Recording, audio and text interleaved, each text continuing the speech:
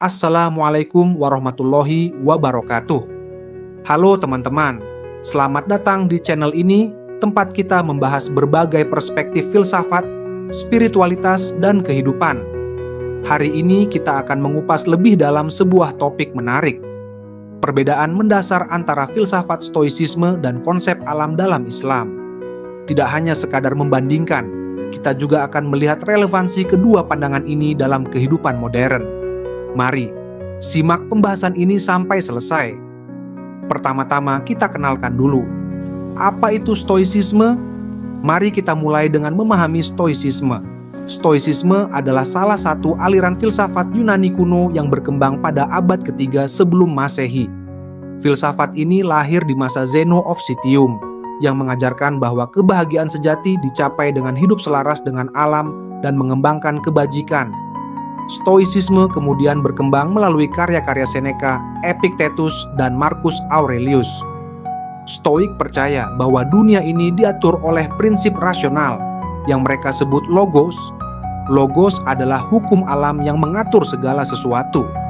Bagi Stoik, hidup yang baik adalah hidup yang selaras dengan logos. Bagaimana caranya? Dengan melatih kebajikan seperti kebijaksanaan, wisdom, keberanian, courage, keadilan, justice, dan pengendalian diri, temperance. Kunci stoicisme adalah membedakan antara hal-hal yang ada di bawah kendali kita dan yang tidak.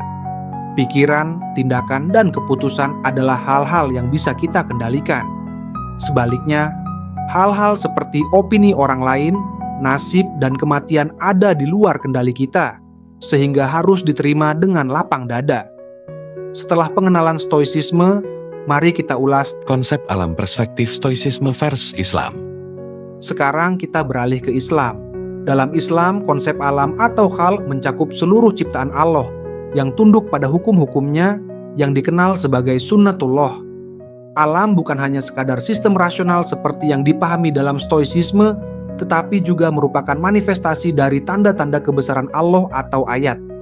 Ini berarti alam adalah alat yang Allah gunakan untuk memperlihatkan kekuasaan dan kebijaksanaannya kepada manusia. Sebagaimana Allah berfirman dalam Al-Quran Surat Ali Imran 190, sesungguhnya pada penciptaan langit dan bumi serta pergantian malam dan siang, terdapat tanda-tanda bagi orang yang berakal. Dalam Islam, alam memiliki makna yang mendalam. Ia adalah kitab terbuka yang membawa pesan spiritual dan intelektual. Allah mengundang manusia untuk menggunakan akalnya dalam merenungkan ciptaannya, tetapi juga untuk menyadari keterbatasannya sebagai makhluk yang bergantung sepenuhnya pada Sang Pencipta. Di samping itu, alam dalam Islam dipandang sebagai amanah atau tanggung jawab manusia. Sebagai khalifah di bumi, manusia diperintahkan untuk menjaga keseimbangan alam, tidak hanya untuk kepentingan duniawi, tetapi juga sebagai bentuk ibadah kepada Allah. Pemeliharaan alam tidak hanya memiliki nilai praktis, tetapi juga nilai spiritual yang mendekatkan manusia kepada Tuhannya. Pemikir besar Islam seperti Al-Farabi dan Al-Ghazali memberikan perspektif yang mendalam tentang hubungan manusia dengan alam. Al-Farabi menekankan pentingnya harmoni antara akal dan wahyu dalam memahami alam. Menurutnya, alam adalah sarana untuk menghubungkan pikiran manusia dengan prinsip-prinsip ilahi. Sementara itu, Al-Ghazali mengajarkan bahwa perenungan atas ciptaan Allah adalah salah satu cara terbaik untuk mendekatkan diri kepadanya. Tafakur atas alam bukan hanya meningkatkan rasa syukur, tetapi juga memperkuat keimanan seseorang. Bahkan dalam konteks ilmiah, Islam memandang eksplorasi alam sebagai ibadah. Para ilmuwan muslim di masa keemasan Islam seperti Ibnu Sina dan Al-Biruni menjadikan eksplorasi alam sebagai sarana untuk mengenal kebesaran Allah. Ini menunjukkan bahwa dalam Islam, pengetahuan tentang alam tidak pernah terpisah dari tujuan spiritual. Dengan demikian, konsep alam dalam Islam melampaui pemahaman rasional belaka. Alam adalah manifestasi kebesaran Allah, tanda-tanda bagi mereka yang berpikir, sarana untuk meningkatkan keimanan dan tanggung jawab manusia sebagai khalifah di bumi. Sekarang, mari kita bandingkan stoicisme dan Islam dalam beberapa aspek penting. Pertama, konsep alam. Dalam stoisisme, alam adalah sistem yang rasional dan imanen. Artinya, ia menyatu dengan manusia dan tidak ada pemisahan antara alam dan logos. Sebaliknya, dalam Islam, alam adalah ciptaan yang sepenuhnya bergantung pada kehendak Allah. Hubungan manusia dengan alam bersifat transendental karena melibatkan Sang Pencipta. Perbedaan berikutnya adalah pandangan tentang hubungan manusia dengan alam. Stoisisme memandang manusia sebagai bagian dari alam yang harus mengikuti hukum rasionalnya, tetapi tidak ada dimensi spiritual di sini. Islam di sisi lain menempatkan manusia sebagai khalifah atau pemimpin di bumi yang memiliki tanggung jawab moral untuk menjaga dan memanfaatkan alam dengan bijaksana. Ini adalah tanggung jawab yang diberikan langsung oleh Allah. Perbedaan besar lainnya terletak pada tujuan hidup. Dalam stoisisme, tujuan hidup adalah mencapai eudaimonia atau kebahagiaan batin melalui kebajikan dan hidup selaras dengan hukum alam. Dalam Islam, tujuan hidup jauh lebih luas dan mendalam. Tujuan utama adalah mengenal Allah, menjalankan amanah sebagai khalifah di bumi, dan mempersiapkan diri untuk kehidupan akhirat. Sekarang mari kita ulas yang lebih tajam dan mendalam, yaitu pengendalian diri dan takdir, perspektif Islam dan stoisisme. Apakah kita benar-benar bisa mengendalikan hidup kita, atau ada takdir yang sudah ditentukan sejak awal? Dalam video kali ini kita akan membahas dua konsep yang sangat penting dalam hidup manusia, pengendalian diri dan takdir, dari dua perspektif yang berbeda, yaitu Islam dan stoisisme. Mari kita mulai dengan melihat bagaimana kedua tradisi ini memandang pengendalian diri. Dalam Islam, pengendalian diri adalah salah satu ajaran yang sangat ditekankan. Islam mengajarkan kita untuk menjaga nafsu dan emosi agar tetap berada di jalan yang benar. Salah satu konsep yang dikenal dalam Islam adalah menahan diri dari perbuatan buruk yang disebut dengan tazkiyah atau penyucian jiwa. Salah satu tokoh yang banyak berbicara tentang pengendalian diri adalah Imam Al-Ghazali. Imam Al-Ghazali dalam karya terkenalnya Ihya Ulumuddin menjelaskan pentingnya menjaga keseimbangan antara dunia dan akhirat dengan mengendalikan diri dari godaan nafsu. Beliau menekankan bahwa kebahagiaan sejati hanya bisa dicapai ketika kita mampu menahan diri dari perilaku yang merugikan, seperti iri, dengki, atau keserakahan. Sebagaimana Allah Subhanahu wa Ta'ala berfirman dalam Al-Quran Surah Al-Furqan ayat 63, dan hamba-hamba Tuhan yang Maha Pengasih itu adalah orang-orang yang berjalan di muka bumi dengan rendah hati.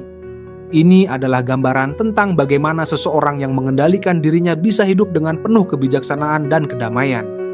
Namun, pengendalian diri bukan berarti kita bisa mengatur segalanya. Dalam Islam, ada konsep takdir qada dan qadar yang mengajarkan kita bahwa segala yang terjadi dalam hidup ini adalah ketetapan dari Allah. Tapi, ini bukan berarti kita harus pasrah begitu saja. Sebaliknya, Islam mengajarkan kita untuk terus berusaha sebaik mungkin dan menyerahkan hasilnya kepada Allah. Ibnu Taimiyah, seorang pemikir besar Islam, mengajarkan kita bahwa takdir tidak menghalangi kita untuk berusaha. Bahkan, ikhtiar atau usaha yang maksimal tetap diwajibkan. Sesungguhnya Allah tidak akan mengubah nasib suatu kaum, kecuali mereka mengubah apa yang ada pada diri mereka. Kata Rasulullah SAW dalam sebuah hadis. Jadi, meskipun takdir sudah ada, usaha tetap menjadi kewajiban kita. Sekarang, mari kita beralih ke stoisisme. Stoisisme adalah sebuah aliran filsafat yang berkembang di Yunani kuno. Salah satu ajaran utama stoisisme adalah pengendalian diri. Stoik percaya bahwa kita tidak bisa mengendalikan banyak hal dalam hidup, tetapi kita bisa mengendalikan bagaimana kita meresponnya. Epictetus, salah satu filsuf stoik yang terkenal, mengajarkan bahwa kebebasan sejati datang ketika kita bisa mengendalikan reaksi kita terhadap segala peristiwa dalam hidup. Dalam kata-katanya yang terkenal, hal-hal di luar kendali kita seperti cuaca atau perbuatan orang lain tidak boleh mengganggu ketenangan kita. Ini adalah konsep penting dalam stoicism. Meskipun kita tidak bisa mengontrol peristiwa di sekitar kita bisa memilih bagaimana meresponnya dengan kebijaksanaan dan ketenangan hati. Jadi, pengendalian diri dalam stoicisme adalah kunci untuk mencapai kedamaian batin. Sekarang, mari kita ulas mengenai takdir dalam stoicisme. Begitu juga dengan takdir. Dalam stoicisme, takdir dipandang sebagai bagian dari logos, rasionalitas alam semesta yang mengatur segala sesuatu. Marcus Aurelius, seorang kaisar Romawi dan filsuf Stoik, sering menulis tentang pentingnya menerima takdir sebagai bagian dari rencana alam yang lebih besar. Dalam Meditations-nya, Marcus Aurelius menulis, apa yang terjadi itu tidak dapat kita kendalikan, tapi bagaimana kita meresponnya adalah pilihan kita. Ini adalah ajaran Stoik tentang bagaimana menerima takdir tanpa kehilangan kendali atas diri sendiri. Takdir bukanlah sesuatu yang harus dilawan, tapi diterima dengan lapang dada. Jika kita lihat lebih dekat, meskipun Islam dan Stoicisme berasal dari tradisi yang berbeda, keduanya mengajarkan kita prinsip yang serupa, yaitu pengendalian diri dan penerimaan terhadap takdir. Dalam Islam, kita diajarkan untuk berusaha semaksimal mungkin dan menyerahkan hasilnya kepada Allah. Sedangkan dalam Stoicisme, kita diajarkan untuk mengendalikan reaksi kita terhadap dunia luar dan menerima takdir dengan kebijaksanaan. Keduanya mengajarkan kita untuk menjaga keseimbangan dalam hidup, menerima apa yang tidak bisa kita ubah, dan berusaha dengan maksimal pada apa yang ada dalam kendali kita. Sekian perjalanan pemikiran kita tentang pengendalian diri dan takdir dari perspektif Islam dan Stoicisme. Semoga kita bisa lebih bijaksana dalam menghadapi kehidupan, menerima takdir dengan lapang dada, dan mengendalikan diri dengan penuh kebijaksanaan. Jangan lupa untuk subscribe dan beri like jika kalian merasa video ini bermanfaat. Sampai jumpa di video berikutnya. Assalamualaikum warahmatullahi wabarakatuh.